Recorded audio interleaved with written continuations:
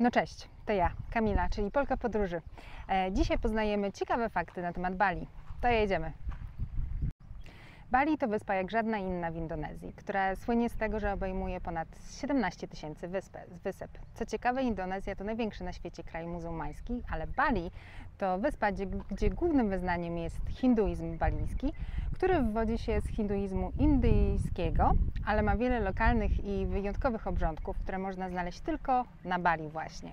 Ponad połowa plaż na Bali to czarne, powulkaniczne plaże. 80% gospodarki Bali pochodzi z turystyki, ale tylko 3 na 10 dolarów pozostaje na wyspie.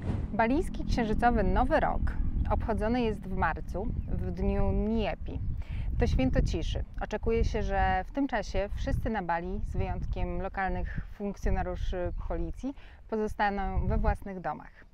Lotnisko jest zamknięte na cały dzień, nie ma żadnego ruchu, nie ma otwartych atrakcji turystycznych ani restauracji, a w niektórych miejscach nawet wyłączają internet.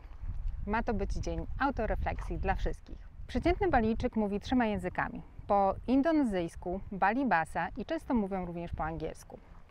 Co ciekawe, jeśli odwiedzisz wszystkie mniejsze wyspy archipelagu, to przekonasz się, że są to najczęściej używane języki w Indonezji, ale funkcjonuje tutaj również 10 tysięcy innych języków, co sprawia, że w rzeczywistości ten kraj ma największą różnorodność językową na całym świecie. Kolejną ciekawostką jest to, że na Bali są tylko 4 imiona. Większość balijskich dzieci otrzymuje imiona na podstawie kolejności urodzenia. I w ten oto sposób mamy Wayan, Maid, Nyoman i Kekut. Pewnie źle to wszystko wymawiam, ale oznaczają te imiona syn czy córka pierworodna, drugi urodzony, trzeci urodzony, czwarty urodzony. No dobra, ale co się dzieje, jeśli w rodzinie jest 5 albo 6 dzieci? No to jakby kolejka się resetuje i wracają jakby do tego pierwszego imienia, czyli Wayan. Kolejną ciekawostką jest to, że na Bali żyje więcej gatunków ryb tropikalnych niż na Wielkiej Rafie Koralowej. Żyje tutaj ponad 3000 gatunków ryb, co oznacza, że na lokalnych rafach jest ich 2 razy więcej niż na Wielkiej Rafie Koralowej.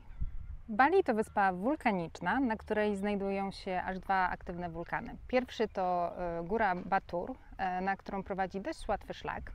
Drugi wulkan znany jest jako góra Agung, która jest świętą górą dla Balijczyków i co ciekawe, po Nyepi zamyka się ją na miesiąc aż.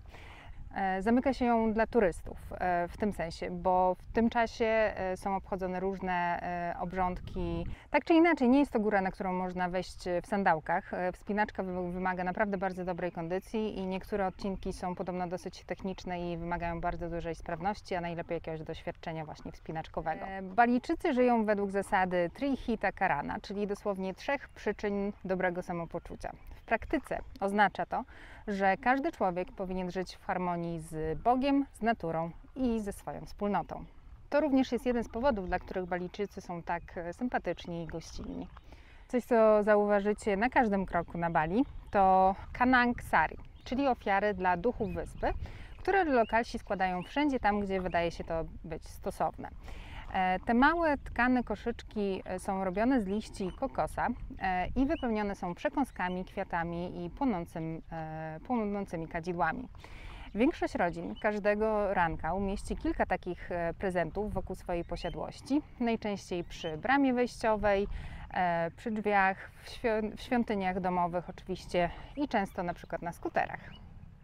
Kolejną ciekawostką jest to, że na Bali znajduje się więcej uzdrowisk i spa na kilometr kwadratowy niż gdziekolwiek indziej na Ziemi. Dlatego jeśli tutaj jesteście, warto zajrzeć do jednego z takich właśnie spa i skorzystać z masażu czy wszelkiego rodzaju zabiegów relaksacyjnych.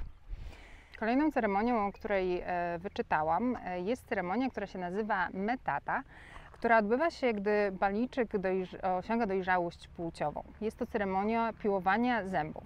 Ceremonia ta symbolizuje 3 rzeczy. Osiągnięcie pełnoletności, przemianę jakby ze zwierzęcia w człowieka i kontrolę nad 6 ludzkimi przywarami, czyli pożądanie, chciwość, złość, dezorientacja, zazdrość i nadużywanie alkoholu. Jak widać, Bali to fascynująca wyspa nie tylko pod względem natury, ale przede wszystkim również kultury i obrządków, które naprawdę można tutaj zauważyć na każdym kroku. Od najmniejszej wioski, zresztą na tych mniejszych wioskach to oczywiście te obrządki są bardziej celebrowane i widoczne, bo jakby bardziej skondensowane, ale również w dużych miastach można zauważyć też wiele ceremonii na co dzień. Tak więc polecam wyjść na miasto i poobserwować trochę lokalsów i próbować zrozumieć trochę lepiej ich kulturę. Wczoraj na przykład miałam również mega okazję zaobserwować, jak wygląda tutaj lokalny pogrzeb. Relacje z tego wydarzenia znajdziecie w moich kolejnych filmach, tak więc polecam zasubskrybować mój kanał, żeby wyświetlały Wam się powiadomienia, jak jakieś nowe filmy wjeżdżają. Pozdrawiam serdecznie z gorącego Bali i do usłyszenia.